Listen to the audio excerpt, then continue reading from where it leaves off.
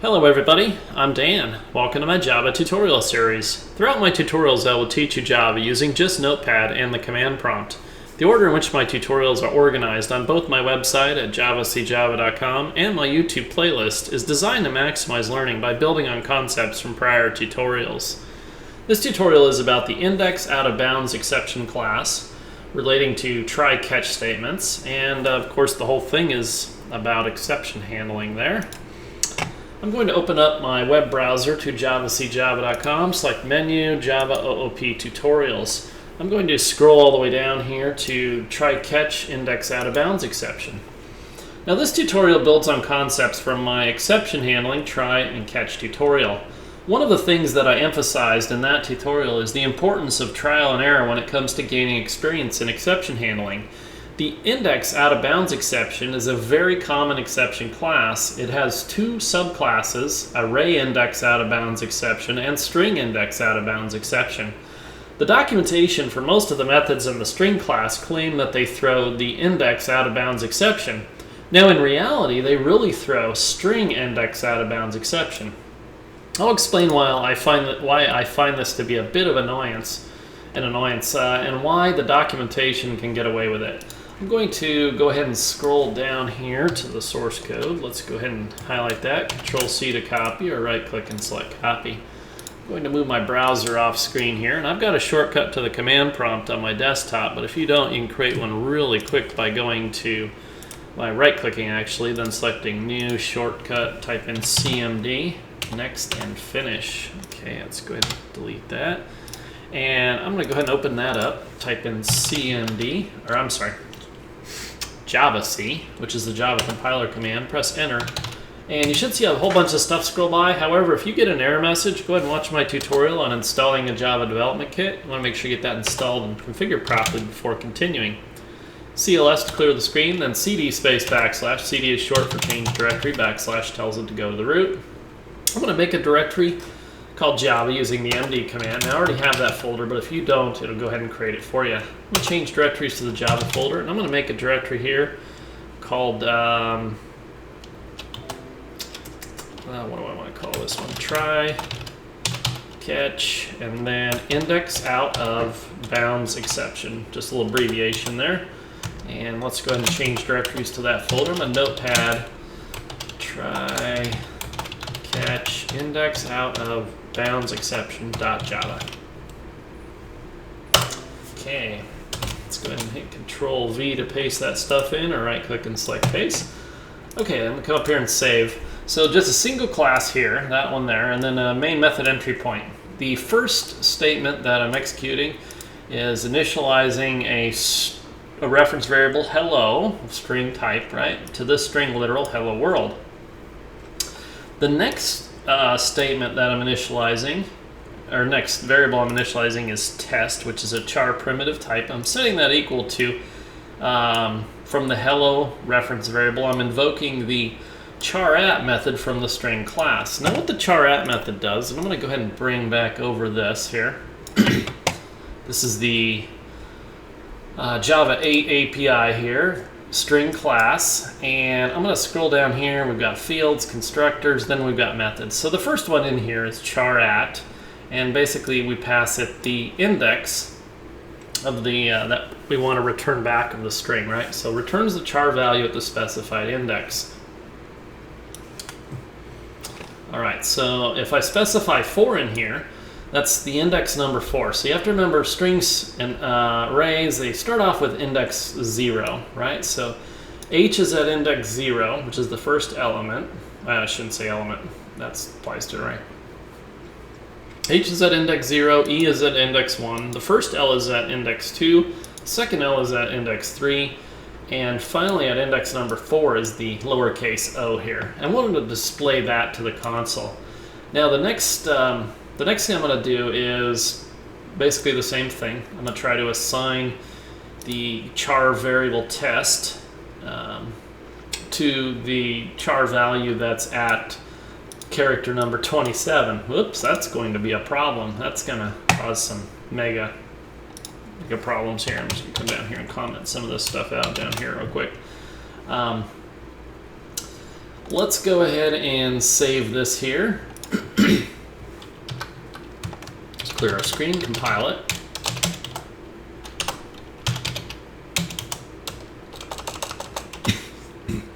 Okay, so we get exception in thread main, java.lang.stringIndexOutOfBoundsException. And then 27 is what it's really screaming about, because that is the argument or parameter that it received for the charAt method right here. And that basically going further up the call stack there, or down the stack, right? We got, that's from the try catch IOOBE class dot main method in line number 7, right? Which is that right there. Okay, so we can see StringIndexOutOfBoundsException. All right, let's come out here to the documentation here. And if we click on charAt, what that'll do is that'll bring us down to all the documentation. It'll show you like the signature and declaration and everything, and returns the character at the value at the specified index, so on and so forth. Down here under throws, in the little throws section here, it'll say throws index out of bounds exception. If the index argument is negative or not less than the length of the string, right? Well, 27 qualifies as not less than the length of the string there. So it says it throws index out of bounds exception, but what you see is there's a slight difference. String index out of bounds exception is what it actually threw. If we click on this here, right, this will bring us to the index out of bounds exception class, and it'll say direct known subclasses, ArrayIndexOutOfBoundsException, and StringIndexOutOfBoundsException. So if we click on StringIndexOutOfBoundsException, we'll see, okay, thrown by string methods, index is negative, greater in size of some methods, such as charAt is thrown when equal to, or blah, blah, blah, blah, blah, right?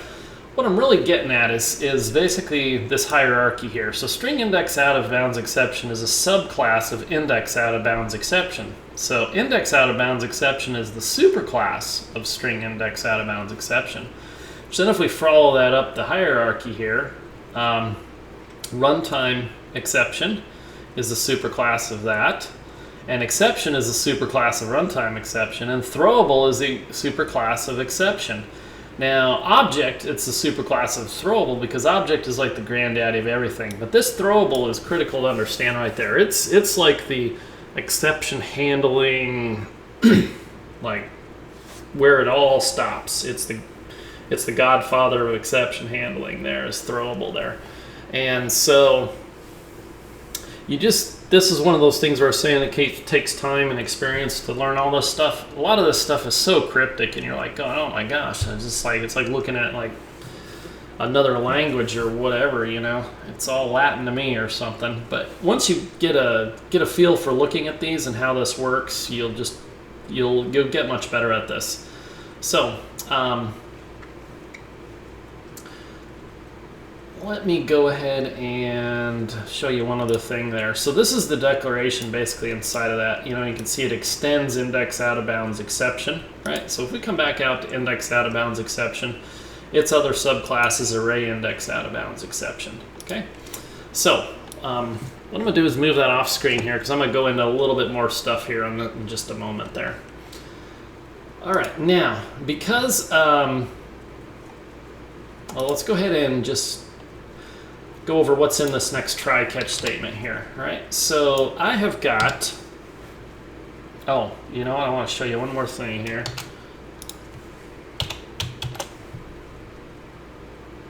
No, I'll do that here in a second here. All right.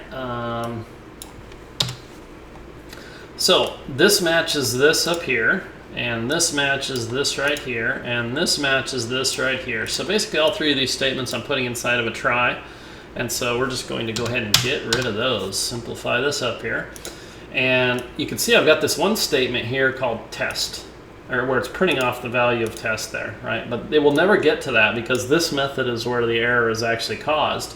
So when that happens, what happens is when the error is thrown up, and any statements after the statement that throws the errors do not get executed as long as they're in that same try block. what it'll do is it'll come down here, it'll say, okay, through StringIndexOutOfBoundsException, but I'm trapping for IndexOutOfBoundsException. It'll say, okay, is StringIndexOutOfBoundsException a instance of IndexOutOfBoundsException? If you've been watching my other classes or my other tutorials, I talked a little bit about instance of. Instance of will basically tell you that, is StringIndexOutOfBounds a subclass of IndexOutOfBounds? And if the error is a subclass of what you're trapping for, it'll go ahead and say, all right, yeah, I can do that. That's good enough for me. If you're a superclass of whatever the error message is, we can go ahead and catch that. And then we can go ahead and basically execute the code inside of here. All right, I'm going to just basically save this. Now ignore what the string s is there for the time being there. I'll come back to that as soon as that. So let's clear our screen. Let's recompile. Oops. I'll help if I recompile the right file. And let's run let's invoke that class there. So we get O displayed to the console right there, which is the character at the 4th index, right? That's right there. And then we get our catch, which worked, and that displayed, of course, this string literal of the console right there. Oops, we can't get the 27th character in the string hello world, but we didn't get our error to bomb, or our exception to bomb out the program and stop there. And you'll also notice we didn't get this line to print here too as well. So that's something to keep in mind, is that if an error, if for some reason this would have caused an error right here, then none of these would have gotten printed or displayed or even tested, right? So that's what happens here. Anything within this code block, if a statement causes an error, any subsequent statements in that code block will not even happen at all there. So I'm going to take a moment to a very common thing that occurs here, and oftentimes you'll put a try and a catch into a statement that, you'll start off with some code that doesn't have a try and catch, and you'll put a try and catch in there, and the next thing you know is you started violating some rules on scope, right? And that'll cause an error. So if you remember back to my tutorial on variable scope there, any variable that's initialized inside of a code block, right, is basically local to that particular code block there, right? So this test, right, is outside of the try code block here. So we're going to get an error message there. Same thing with the catch. The catch has its own code block too as well. So declaring string s here, right, s cannot be accessed to here because s is basically local to this code block scope, right? So I'm just going to go ahead and show you that.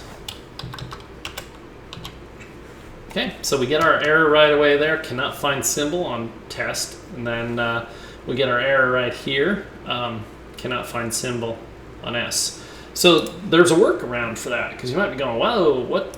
All right, what do we do here? And basically what you do is right before your try, you actually declare your test if it needs to be issued outside of that, and you set it equal to some, default harmless value, right?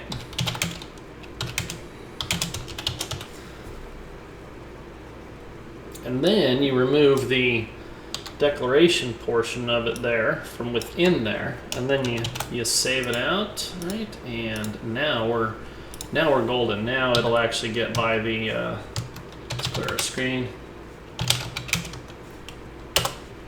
It'll compile and we'll run it, right? So that's just something to keep in mind there regarding that particular thing there. So scope applies to try blocks, and variable scope also applies to catch blocks as well. All right. And so I just took that opportunity to make you guys aware of that. So let's just go ahead and I'm just gonna put this declaration back in there, and that was the only purpose in this. So I'm just gonna clean up this code to get rid of some of this stuff there so we can talk about some other stuff there.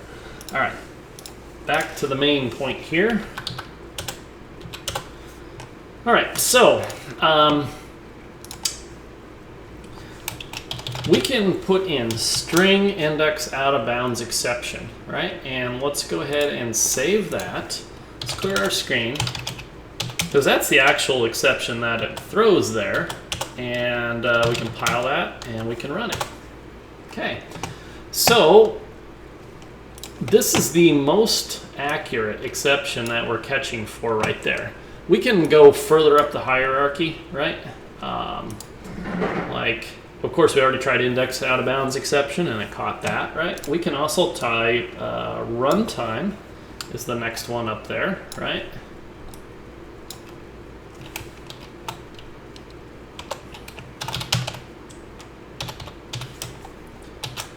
Runtime exception. Yep, still works. We can go with just plain old exception, further up the exception handling hierarchy.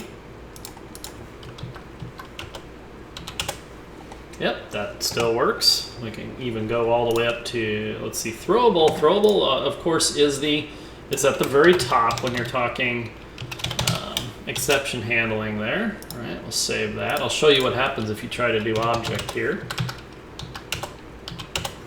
Okay, still works, right? And of course, if we try object, we're going to get a nice error message there because the object class doesn't really have anything to do with error handling whatsoever there. It just has a bunch of stuff there. So incompatible types, object cannot be converted to throwable. So that's what you get there. All right, so let's go ahead and I'm going to put this back down to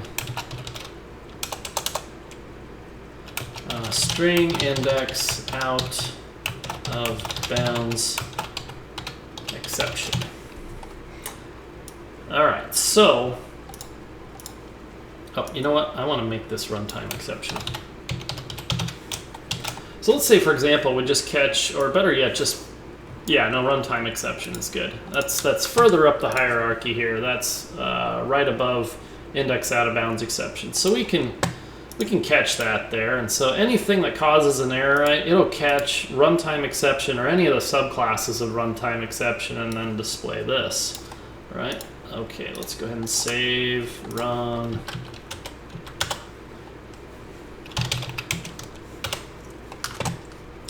And you're like going, okay, well, what's the big deal, right? So if we trap for the catch runtime exception, that means that any of these subclasses or any of their subclasses could have caused the actual exception, right? You can see that one there has even more subclasses underneath it, right? And so we're just basically looking for index out of bounds exception there. I'm going to go ahead and just kind of go back up some of this stuff here, right? And so you might be going, okay, well then, where are you going with this? And let's get back on track here. So I'm going to go ahead and put this in here. String index out of bounds exception E. All right, and instead of this, I am just going to be just put in catch and then SIOOBE, right?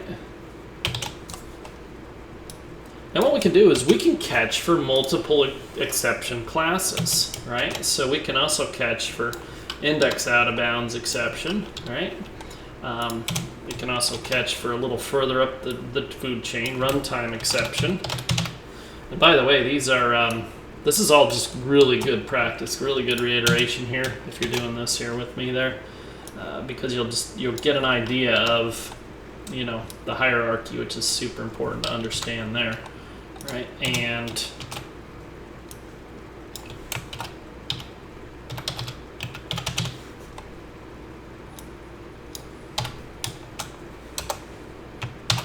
okay, so let's come up here and save this. And so basically, you can see I've got the string index out of bounds exception, all this stuff that you just watched me type in there is the complete hierarchy all the way up to throwable. So when we generate this particular error right here, what do you think is going to get displayed to the console? All right.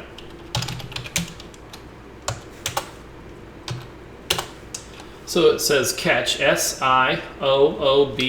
So it caught it in the string index out of bounds exception. Okay, so the purpose of this is that we can based on the exception type, and more precisely the exact exception that it caused, we can have our error handling do some really, precise things because we know exactly what caught it there. Now there is one rule to this here. You can't have anything out of order, right? Let's say for example, I wanted to put index. If I put index out of bounds exception ahead or above string index out of bounds exception, let's just save this, right? What we got is it will catch this because this is a valid superclass of string index out of bounds exception, and so this will be caught every single time, and it will never be able to get down to this particular exception to actually be handled there. This is no different than, let's say for example, if we typed in return up here, right? The compiler is going to completely complain because it's going to say all this is unreachable code, which is true, right? I'll just show you that real quick there. Right? Error, unreachable statement, right? And it's saying right here on the try, which is the next line right after that, return. So that's the same thing's going to kind of happen here, but it's a little cryptic. So I'm going to show you what the error message is on that. And it'll say error, exception string index out of bounds has already been caught. And so what translation is, hey, when this particular method bombed out right here, it threw a string index out of bounds exception, but that, since it's a valid class, it caught it right here, right? And would have thrown up this. But because this is underneath it here, it's unreachable. It'll never be able to actually catch that and display it here because it catches them. Think of it as like, an if, else if, else if, else if, else if, else if, else type situation, right? It will, the first valid one, it'll catch it, right? It says index out of bounds exception. The compiler or the Java virtual machine, I'm not sure which one does it there, but it says, okay, is this a valid superclass of whatever the exception that just got thrown based on that error is? If it is, go ahead and, all right, let's go into the code block and execute any statements inside of there. So that's what's going on with that.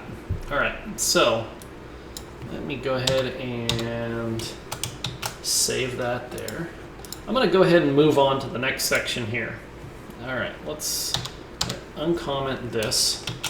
And in this next section, I'm displaying a dashed line there. And you know what? I'm just going to now leave this stuff in up there. It's going to comment it out, but what the hey. So I'm declaring an integer array, int primitive type, calling it array, and I'm initializing it to 3 values, 12, 24, and 36. Then I'm displaying to the console the element, or the first element, which is at index number 0, which will 12, and then index number 1, which is 24, and index number 2, which is 36. And then I'm trying to basically display the one at array.length. Now the array.length, the .length property, or more accurate instance variable there, will return back 3. So there isn't a element, or there isn't an index at that third. There is no third index. Okay, so let's go ahead and save this and see what sort of error message we get here. Let's go to our screen, compile it. Okay, so we got our 12, 24, 36, and then exception and thread main java.lang.ArrayIndexOutOfBoundsException 3, right? 3 is what it's complaining about, the array.length there. That's what caused the whole error there. And then at the class name, and then the method that caused it, and then the line number. All right. So let's go ahead and just comment this right here and uncomment my stuff here, right? So same exact line that we had the error message on. We're enclosing that in a try block, and then we have our catch, and I'm catching ArrayIndexOutOfBoundsException, which is actually the exact exception that it threw there, right? And then I'm just going to display, oops, we tried to enact, blah, blah, blah, blah, right? Okay, let's go ahead and clear our screen up here, recompile. Oops, we tried to access an element at an index that doesn't exist. Okay, that is great there. All right, so we're catching that. Now let's say, for example, come back over here to the documentation. Let's go index out of bounds exception. Now it has a direct class, ArrayIndexOutOfBoundsException. Now, just to see if you guys are paying attention, I'm going to say, all right, what if I catch index out of bounds exception? What's going to happen? Hey, same thing. Oops, we tried to access an element at an index that doesn't exist.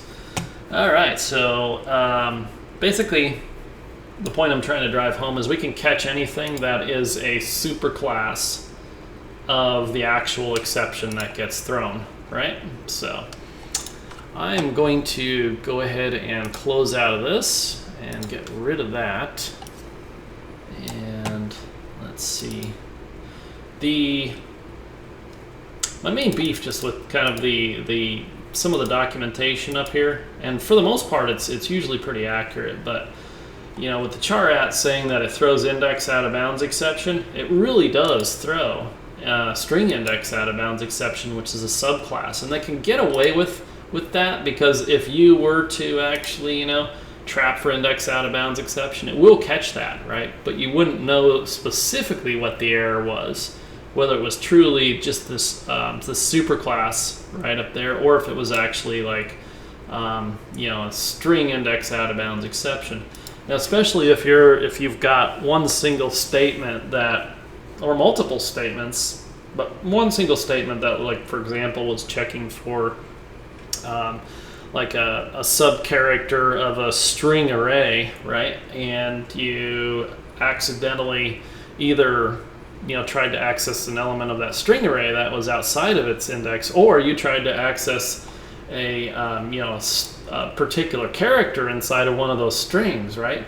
You wouldn't know precisely which one came up if you're just trapping for the more generic. I shouldn't say generic because generics are a whole different topic there, but a less precise thing there up the food chain on that. So anyway, I'm going to go ahead and get rid of that. Actually, I'm going to move that off screen. I'm just going to leave you guys with some final thoughts here. So it is perfectly valid to catch exceptions that are higher up the hierarchy, although it is not recommended because you lose the ability to know precisely what the specific issue was that triggered the exception in the first place. That concludes this tutorial. Thanks for watching.